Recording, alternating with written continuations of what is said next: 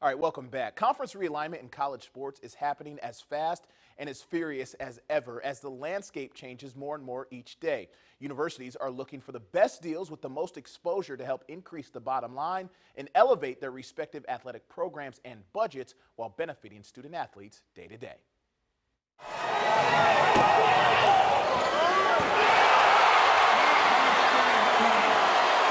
The only constant is change. That's a phrase that's never been more applicable to the college athletics landscape.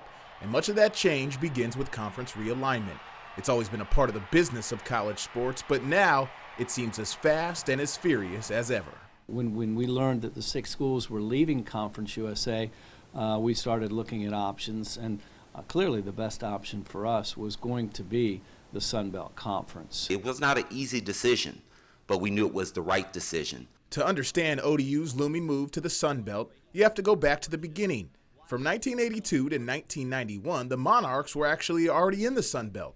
They were some of the best years in ODU athletic history. But after 10 years, the university decided to make the move to the CAA, enjoying even more success across multiple sports.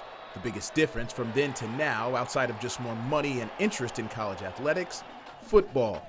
ODU played its first season back in 2009, moved from FCS to FBS in 2013, and it's been a driving force for the athletic department ever since. We were generating about $1.3 to $1.4 million a year from Conference USA revenues. We expect that number to improve in the Sun Belt Conference, whether it's $1.5 million to $2 million per school.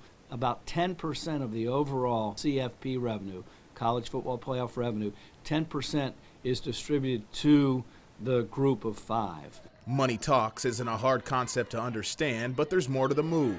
It really is a conference of geographical convenience that's going to lend itself to, I think, increased rivalries, and then that translates, I think, to increased interest overall in ODU athletics, both on the road but certainly at home. So glad.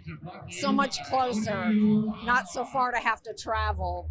And I'm looking forward to it. Going places I haven't been before. Teams that we will be playing will be more of a rivalry type thing that we had before with the CAA and the other conferences. So I just think it's a really good move for Old Dominion. The next part of the move revolves around exposure and student-athlete welfare. A TV contract with ESPN means more ODU games on ESPN's family of networks being seen by more people. And less travel to competitions means student-athletes get more rest, don't have to miss as many classes, and spend less time on airplanes. That's one of the things I'm really excited about, just to be able to tell our parents, where to watch their kids play. It's a little bit more in our footprint, especially the east side.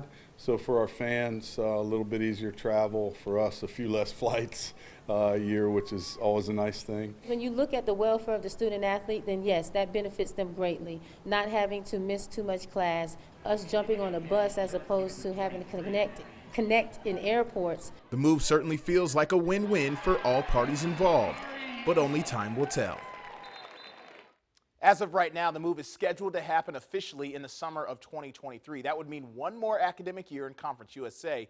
But from what we've been told, the move could happen earlier. That would actually put the Monarchs in the Sun Belt this coming fall. We're going to be right back after this.